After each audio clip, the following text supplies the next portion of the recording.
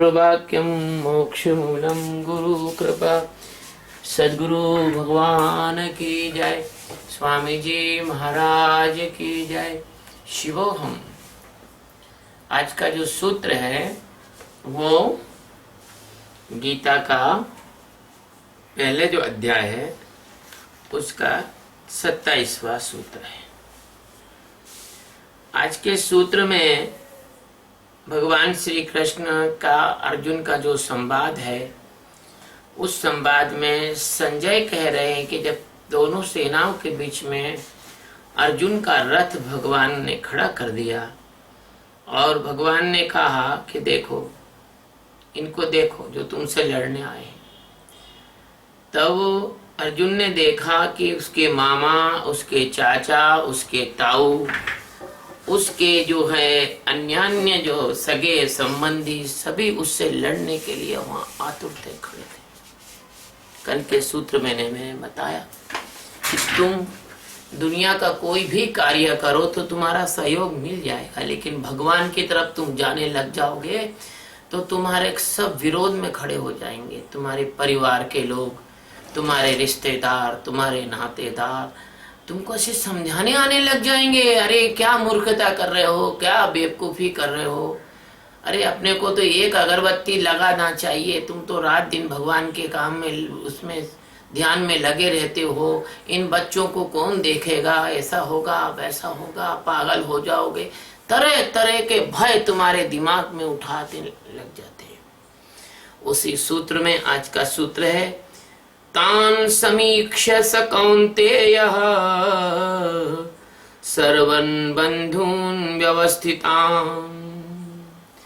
तान समीक्ष्य स कौन्तेयः सर्वान् बन्धून् व्यवस्थितान्। कृपया पर्याविष्टो विषीदन्मदमब्रवीत। कृपया पर्याविष्टो विषीदन्नीदं ब्रवीत। तान यानी उन, अवस्थितान यानी उपस्थित, सर्वान यानी संपूर्ण, बंधून यानी बंधुओं को, समीक्ष यानी देखकर, स यानी वे, कौन्त्या यानी कुंती पुत्र अर्जुन, पर्या यानी अत्यंत, कृपया यानी करुणा से, आविष्ट यानी युक्त होकर, विषीदन यानी शोक करते हुए, इदम यानी यह, वचन, ब्रवीत यानी बोले। मतलब उन सबको देखकर अर्जुन यह वचन बोले। अब ये जो है कौन सा वचन बोले वो तो अगले श्लोक में है, और करना अपने को इसका ही अर्थ है। तो अब इसी का अर्थ करेंगे, और अगला श्लोक तो कल का है। तो अब इसका जो अर्थ है वो इस तरह का है कि जब माया सब प्रकार के नाटक कर लेती है जिज्ञासु को परमात्मा की तरफ जाने से रोकने के लिए, तब वो क्या करती है, उसके तिरकस में तीर हो जाते हैं कम, तो वो एक नई चीज छोड़ती है, नया अड़ंगा फसंगा डालती है। उसका नाम है करुणा और उसका नाम है आसक्ति। जब अभिमन्यु ने 6 चक्रव्यूह तोड़ लिए और 7वें चक्र में गया, तो आखिरी तीर था। दुर्योधन, कर्ण, शकुनी सब ने अपने अपने हथियार एक तरफ रख के और ताली बजाई, आहा बेटा तुम तो जीत गए, शाबाश बच्चे, वाह वाह, आओ तुमको गले से लगाते हैं। तो अभिमन्यु उनकी करुणा, उनकी आसक्ति में फंसा था, और वो बेचारा समझ नहीं पाया कि माया का ये आखिरी चक्कर है, ये धोखा है, धोखा, जगत में आखिरी बार धोखा। जब कहीं नहीं कुछ होता तो आसक्ति, और कहीं नहीं कुछ होता तो आसक्ति और करुणा ये हथियार बनाती है। तब उस समय अभिमन्यु अपने हथियार फेंक कर उनके गले से लगता है, और वो सब मिलकर उसकी हत्या करते हैं। ऐसे जब माया का कुछ भी तुम पे बस नहीं चलता तो तुम्हारे अंदर इस प्रकार की झूठी करुणा और इन संसारी जीवों के लिए आसक्ति पैदा कर देती है, ऐसा जैसे अर्जुन के दिल में करती। यह जो आसक्ति है ये शोक का भाव पैदा करती है, ये विषाद का भाव पैदा करती है, ये हृदय में भारीपन लाती है, ये तुम्हें रोने लग को मजबूर कर देती है। मेरे प्यारे प्यारे बच्चों, माया तुमसे करोड़ों गुनी बुद्धिमान है। तुमको माया ने जन्म दिया है, माया को तुमने जन्म नहीं दिया। कहते हैं ना कि बेटा हम तुम्हारे बाप हैं। कोई अगर बच्चा गड़बड़ी करता है तो कोई कहता है, उस्ताद या गुरु या कोई भी कहता है बेटा हम तुम्हारे बाप धरे हैं, तुम ज्यादा हमको बेवकूफ मत समझो।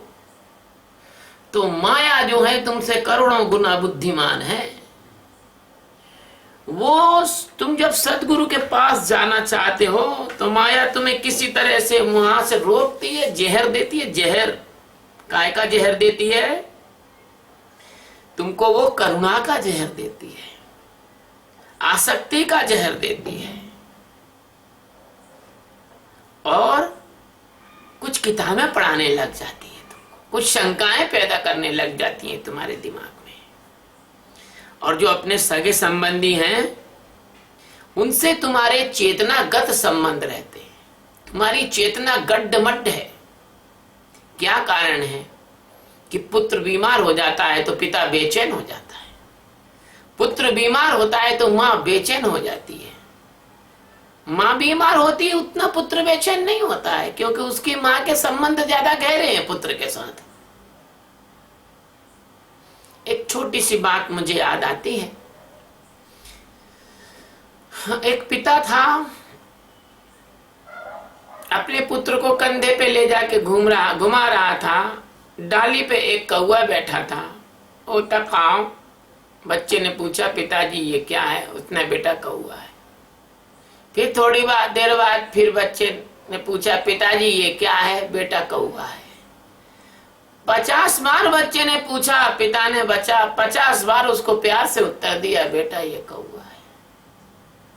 लेकिन जब वही पिता बूढ़ा हो गया और वो बच्चे के साथ में बैसाखी पे कहीं जा रहा, आंखों से ज्यादा दिखता नहीं, कानों से ज्यादा सुनाता नहीं, तब उसने कोई प्रश्न पूछा, बेटा ये काय की आवाज आ रही है? तो बेटे ने कहा पिताजी ये फलानी चीज की आवाज है। तो फिर उसने थोड़ी देर बाद सुनाई नहीं दिया होगा बेचारे को, उसने पूछा बेटा ये काय की आवाज है? तो पुत्र चिढ़ के बोलता है हमने बता तो दिया आपको कि ये इसकी आवाज आ रही है, तो फिर भी तो सुनते तो हो नहीं हो, बुढ़ापे में तुम्हारी अकल बिल्कुल खत्म हो गई है। तब पिता ने कहा बेटा तुम जब छोटे थे तब तुमने एक बार कौवा की आवाज सुनी थी और 50 बार पूछा था, तो हमने 50 बार प्यार से उत्तर दिया था, तुम दूसरी बार ही प्यार से उत्तर नहीं दे पाते हो। तब पिता के दिल में बहुत दुख होता है, तब पिता की आंखों में से आंसू टपकने लग जाते हैं। जब बड़ा होकर पुत्र अपने पिता या माँ से कुछ रूखा तीखा बोलता है तब जो दुख होता है माता पिता को, वो दुख है यही स्थिति अर्जुन के विषाद की। और अर्जुन के आज जो अर्जुन की आसक्ति है वो उसी तरह की है कि वो देखता है कि जिनकी गोद में खेला,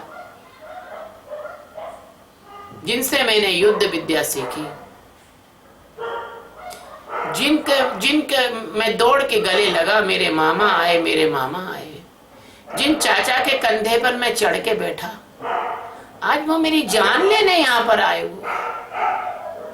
ये तो बड़ा असहनीय दुख होता है, और यही माया का एक बड़ा फंदा है। जब जिनके लिए आप जीवन भर दौड़ते रहते हो, जिनमें अपनी चेतना फंसी हुई रहती है, वो आपकी छाती पे छुरा लेके जमीन जायदाद के लिए, मकान दुकान के लिए, सोना चांदी के लिए, जरा से चक्कर के लिए, और छाती पे छुरा लेके आ जाते हैं, सुप्रीम कोर्ट तक तुमसे केस लड़ते हैं एक जरा से जमीन के टुकड़े के लिए। तो तुम्हारी क्या स्थिति होती है कितना दुख होता है कि देखो ये वही लोग हैं जिनके लिए हम जीवन भर दौड़े, लेकिन जिन्होंने इतने से जमीन के टुकड़े के लिए, एक कॉमन दीवार के लिए और कोर्ट में केस लगा दिया है। तो ये है माया। तो जब तुम सतगुरु के पास जाते हो तो माया तुमको सतगुरु के पास जाने पर अर्जुन के समान विषाद पैदा करवा कर इस अंदर के महाभारत से भगा देना चाहती है। तुम अपने आत्मज्ञान की ओर जो खोज थी उसका गांडीव धनुष फेंक देते हो, साक्षी को छोड़ देते हो, ध्यान करना छोड़ देते हो। क्यों? कि माया ने तुम्हारे अंदर आसक्ति और विषाद डाल दिया। सतगुरु कोई रूखी तीखी बात कह दे तो तुम नाराज होने लग जाते हो। क्यों? कि माया तुम्हारे अंदर विषाद डालती है। मेरे प्यारे बच्चों, इस जीवन के महाभारत में आज तक बिना सतगुरु के हमेशा दुर्योधन ही जीता है। तुम्हारा अहंकार और अज्ञान ही जीतता आया है, कभी तुम जीते नहीं। यदि तुम जीत गए होते तो आज इस जन्म मरण के चक्र में मेरे सामने यहां बैठे ना होते, तुम परमात्मा हो गए होते। लेकिन आज तक प्यारे बच्चों, इस महाभारत में दुर्योधन ही जीता है, धृतराष्ट्र ही जीता है, कर्ण ही जीता है, लेकिन तुम नहीं जीते। तुम कब जीतोगे बच्चों? जब कोई ब्रह्मवेत्ता सद्गुरु तुम्हारा सारथी बन जाए कृष्ण के समान, और वो इतना तुम्हारे को इतना आकर्षित कर ले, इतना सम्मोहित कर ले, इतना तुम्हें अपने प्रेम में जकड़ ले कि तुम उसके वचन के बाहर ना जा सको। तब सतगुरु की जो ब्रह्म विद्या है वो तुम पर असर करती है। तब तुम उस सतगुरु की गीता को सुनकर और उठा लेते हो अपना धनुष दोबारा, जैसे अर्जुन आगे उठाएगा। और यह तुम्हारी विषयों की आसक्ति, ये तुम्हारी संबंधों की आसक्ति, ये तुम्हारे रिश्तों का जाल, ये तुम्हें हमेशा विषाद ही पैदा करता है। हमेशा तुम्हारे अंदर जो है ये विषाद ही विषाद पैदा करता है। जैसे तुम पुराने जन्मों से आ रहे हो। देखो, बुरा मत मानना, किसी जन्म में तो तुम कुत्ता थे, किसी जन्म में तुम गधे थे, किसी जन्म में तुम खरगोश थे, किसी जन्म में तुम गिरगिट थे। जिन जन्मों से तुम आ रहे हो, मुझसे लोग पूछते हैं कि भगवान बताओ स्वामी जी कि हम किस पिछले जन्म में क्या थे। अरे मुझसे क्या पूछते हो, अपने को देख लो। अगर तुम गिरगिट की तरह रंग बदलते हो, बार बार अपने स्टेटमेंट चेंज करते हो, लोगों के साथ छल कपट और धोखा करते हो, हाँ, तो फिर तुम जो है गिरगिट ही तो थे। यदि तुम किसी को धोखे से तुम किसी के साथ घात करते हो तो तुम चीते थे, श्यार थे। यदि तुम लोगों का धन हड़प जाते हो, लोगों की जमीन जायदाद हड़प जाते हो, लोगों का चिट फंड खोल के पैसा हड़प जाते हो, तो तुम अजगर तो थे। तो तुम्हारे जीने का ढंग ये बता देता है कि तुम पिछले जन्म में थे क्या। तुम्हारे बोलने का ढंग, तुम्हारी अशांति, तुम्हारा सेटअप, तुम्हारे काम करने का ढंग, तुम्हारा लपलपाती इंद्रियों की जो तरीके हैं वो तुम्हारे पुराने जन्म को एकदम ऐसा जैसे किसी को साइन बोर्ड लिख दिया हो, ऐसा साइन बोर्ड लिख देते हैं। तो प्यारे बच्चों, आहार, निद्रा और भय और मैथुन, ये इसके बारे में कहा है। आहार निद्रा भय मैथुनंच सामान्य में तत् पशु भी नराणाम तथा मनुष्य हो धर्म विशेष धर्म विहीना नर पशु समाना। तो ये तुम्हारा आहार, निद्रा, भय, मैथुन, ये तो पुराने जन्मों से जैसा तैसा चला ही आ रहा है। किसी की अगर मांस खाने में रुचि है तो समझो वो पिछले जन्म में जंगली हिंसक जानवर था। किसी की शराब पीने में रुचि है तो समझो कि वो पिछले जन्म में किसी नाली का कीड़ा रहा होगा, क्योंकि शराब का जब फर्मेंटेशन होता है तो कीड़े पड़ते हैं, बहुत बदबू आती है। शराब की फैक्ट्री के आसपास से कोई निकल नहीं सकता, बहुत बदबू आती है।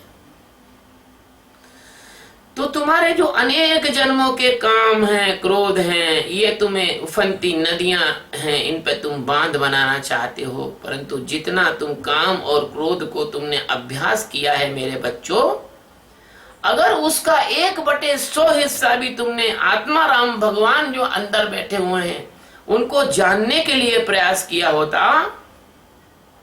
तो तुम आज राम तत्व में जाग जाते। ये तुम्हारा जन्म जन्म का अंधेरा है, वो 1 सेकंड में खत्म हो सकता है यदि तुम राम का दीप जला लो। अगर राम नाम मणि दीप धर और जीह दे हरिद्वार, तुलसी भीतर बाहर जो चाहसी उजियार। अगर परमात्मा के प्रेम का एक दीपक तुम्हारे अंदर जल जाए तो तुलसीदास जी कहते हैं कि तुम्हारे बाहर और भीतर दोनों तरफ उजाला यानी ज्ञान का प्रकाश हो जाए। अंदर से तो तुम जीवन मुक्त महापुरुष हो जाओ और बाहर तुम लोगों के प्यारे हो जाओ, लोग तुमसे प्यार करने लगे, क्योंकि तुम किसी से क्रोध और बेमनस से नहीं करोगे। तो जब कोई तुम किसी से करोगे नहीं तो तुम्हारा कोई action, every action give reaction, तो तुम्हारा कोई रिएक्शन नहीं आएगा। इसलिए तुम आत्मा राम का दीपक तो जलाते नहीं और तुम अंधकार को गालियां दे रहे हो। हम देखते हैं इंदौर में जब लाइट चली जाती है तो हमारे आस पड़ोस के जो लोग हैं वो लाइट चली जाती है तो बिजली विभाग वालों को गालियां देते हैं। वो हम सुनते रहते हैं कि कहते साले ऐसे लाइट चली गई, ऐसे हैं वैसे हैं, इनका ऐसा हो जाए, इनका वैसा हो जाए। लो, अब लाइट तो चली गई, तुम तो लाइट चली गई तो तुम कम से कम एक मोमबत्ती जला लो, काय को गाली दे रहे हो। ऐसे ही अज्ञान को तुम गाली देते रहते हो, अंधकार को तुम कोसते रहते हो। तुम अपने अंदर की दुष्टता, अपने अंदर का अज्ञान, अपने अंदर का अहंकार, इसको दूर करने के लिए राम नाम का दीपक, यानी राम यानी कौन, जो रम रहा है सारे जगत में, रमयंती इति रामा, जो तुम्हारी आत्मा बनकर तुम्हारे अंदर बैठा हुआ है, उसको तो तुम जानने का कोई प्रयास ही नहीं करते हो। अरे भैया, तुम इन काम क्रोधों से लड़ो मत, इनसे हटो। कोई कहता हमने काम को जीत लिया, उनने क्रोध को जीत लिया। अरे काम और क्रोध को तो कोई जीत ही नहीं सकता है। बाली को ये वरदान था, उसके सामने आके कोई लड़ेगा तो उसकी आदि शक्ति उसमें चली जाएगी, और चूंकि आदि शक्ति उसकी सामने वाले की और बाली खुद मजबूत था, रावण को कांख में दबा लिया था उसने, तो ऐसी स्थिति में बाली से जीतना मुश्किल था। इसलिए भगवान राम ने छुप के उसको बाण मारा था। ऐसे तुम लोग जो हैं काम क्रोध से जीत नहीं सकते। तुमने छोटे बच्चों को देखा होगा, वो दीवार से टकरा जाते तो दीवार को मारने लग जाते तो और उनके हाथ में और लग जाती है। ये तो काम क्रोध तो पत्थर है, इनसे तुम क्या जीतोगे, जड़ हैं। वो तो चेतन, तुम्हारी चेतना के कारण चैतन्य जैसे भासते हैं। जैसे कोई कुत्ता कोई हड्डी लेके चबाता है और उसकी हड्डी में तो कुछ होता नहीं, लेकिन हड्डी चबाने से उसके मसूड़े में घाव होता है और मसूड़े में से खून निकलता है। वो समझता है हड्डी में से रस निकल रहा है और बड़े मस्ती से वो चबाता है, और जब कोई इसके पास में से निकले तो घुर्राता है कि ऐसा ना हो कि हड्डी को छीन ले। ऐसे ही तुम्हारे अंदर की जो चेतना है उसके कारण तुमको काम वगैरह में आनंद आता है, तुम्हें उसके कारण क्रोध की ऊर्जा तुम्हारी तीव्रता से बाहर की ओर निकलती है और तुम सोचते हो कि तुम बड़े ताकतवर हो। तो इस तरह से अगर तुम ज्ञान का दीपक जला लो, अगर तुम्हें बोध हो जाए कि ये जड़ है और तुम चेतन हो, तो तुम काम क्रोध से जीतना नहीं है, तुम काम क्रोध से हट सकते हो।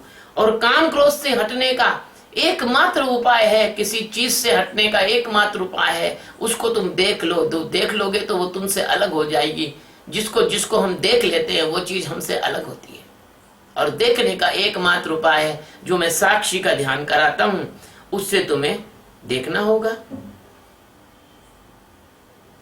तुमने इस काम क्रोध के अभ्यास में कई जन्म लगा दिए। जैसे विश्वामित्र जैसे लोग भी औंधे मुंह गिर गए मेनका के वजह से। पुरुरुवा उर्वशी के चक्कर में औंधे मुंह गिर गया।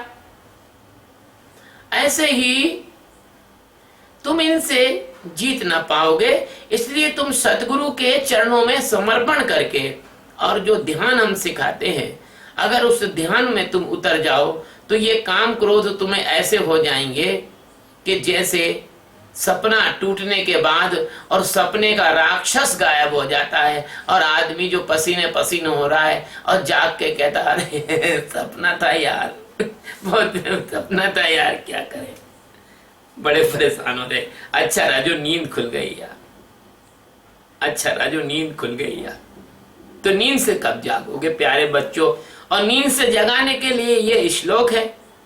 श्लोक कहता है कि भैया ये जो तुम्हारे सगे संबंधी हैं, इनकी जो आसक्ति है, इनसे तुम्हारे चेतनागत जो संबंध है, इन चेतनागत संबंध के कारण ये तुम्हारे अंदर से झूठी करुणा और विषाद उत्पन्न हो रहा है। अरे देखो, तुम्हारे दोस्त तुम्हारे साथ स्कूल में पढ़ते थे, उनके लिए तुम घर वालों से लड़ मरते थे, अपनी पॉकेट मनी से उनको नाश्ता पानी कराते थे, कोल्ड ड्रिंक पिलाते थे। आज वो दोस्त तुम्हारे कहाँ हैं? वो तुम्हारे दोस्त तुमको पूछते भी नहीं है, फोन भी नहीं करते हैं। जिनके लिए तुम रात रात भर रोने लग जाते थे, कोई दोस्त तुमसे कट्टी कर लेता था तो तुम बहुत उदास हो जाते थे। तो ऐसा ये जो जन्म जन्म के तुम्हारे संस्कार हैं, इनको तुम अगर लेके मर जाओगे तो दूसरे शरीर में चले जाओगे और यूं ही फोकट में मारे जाओगे, लेना एक न देना दो। जैसे फोकट में तुम्हारा बचपन का जो समय है वो मूर्ख लोगों के मन को पोषित करने के लिए तुमने निकाल दिया। ऐसे अगर तुम जिज्ञासु हो और तुम इस बात को, मेरी बात को समझते हो, तो ये जो आसक्ति की जो शराब है, जो मदिरा है, इसको तुम छोड़ दो और जागरण के अमृत को पीने के लिए तैयार हो जाओ। फिर तुमको ये संसार शोक के लिए, विषाद के लिए विवश नहीं कर पाएगा। इसलिए तुम्हें ये मेरे इंजेक्शन बहुत जरूरी हैं, क्योंकि यार तुमको निमोनिया हो गया है, तुमको निमोनिया हो गया है। इसका किसका? ये संसार की मिथ्या आसक्ति का। इसलिए ये जागतिक जो आत्मीयता है, संसार की जो आत्मीयता है, ये विषाद है, मवाद है, सड़ांध है। अब तुमको मेरे एंटीबायोटिक के इंजेक्शन लेने पड़ेंगे, यानी ध्यान करना पड़ेगा, तब ये तुम्हारी मवाद, सड़ांध, ये आसक्ति, ये विषाद जब तुम्हारा दूर होगा। और भगवान सदगुरु से प्रार्थना मैं ये करता हूँ, बहुत धन्य है भगवान सदगुरु, जो इस गीता के इन सूत्रों में उन्होंने कैसे कैसे रहस्यमय चीजें लिखी हुई हैं, जो कि सामान्य व्यक्ति समझ ही नहीं पाता बेचारा। तो ये जो है भगवान सदगुरु को, भले वो कृष्ण के रूप में आए या राम के रूप में आए या मेरे गुरु के रूप में आए या महान सदगुरु नारद के रूप में आए या भगवान वेदव्यास के रूप में आए या कि वो सनकादि ऋषियों के रूप में आए या कि वो सुखदेव जी के रूप में आए या भगवान शंकर के रूप में आए या कबीर, नानक, दादू, पलटू, रैदास के रूप में आए, लेकिन सदगुरु हमेशा आते और अपने भक्तों पर कृपा करते हैं। और ऐसे भगवान सदगुरु, संसार के महान सदगुरु, भगवान श्री कृष्ण का रूप में मेरे भी सदगुरु हैं। मैं उनमें कृष्ण ही देखता हूँ, राम ही देखता हूँ। वो मेरे राम हैं, वो मेरी आत्मा में विराजे हैं। वो मेरे से इस प्रकार के जो हैं प्रवचन, गीता के इन कठिन कठिन श्लोकों पे वो प्रवचन कराते हैं। हमने बॉम्बे गए थे, वहाँ एक कुत्ता हमने HMB की बिल्डिंग में देखा, उसमें एक कुत्ता था, उसके नीचे लिखा था हिज मास्टर्स वॉइस HMB। तो हमारे मुंह से भी हमारे मास्टर की आवाज निकलती है। हमारा मालिक वही है और वही मालिक हमारा इस गीता पर हमसे बुलवाता है। और हमें पक्का विश्वास है कि हमारा मालिक कभी गलत नहीं बोल सकता है। हम केवल उसके इंस्ट्रूमेंट हैं, इसलिए हम अपने मालिक को नमन करते हैं, हमारे परमात्मा को, हमारे सद्गुरु को नमन करते हैं। मेरे सद्गुरु धन्य हैं जो मुझे ऐसे व्यक्ति को, इतना कीमती भगवान श्री कृष्ण के, ओहो विश्व ब्रह्मांडों के जो मालिक है, उनके वचन के ऊपर और मेरे जैसे व्यक्ति से बुलवा रहे हैं। मेरे जिज्ञासुओं, मेरे भक्तों को परमात्मा के मार्ग की ओर चलने के लिए यह सूत्र बहुत कीमती हैं।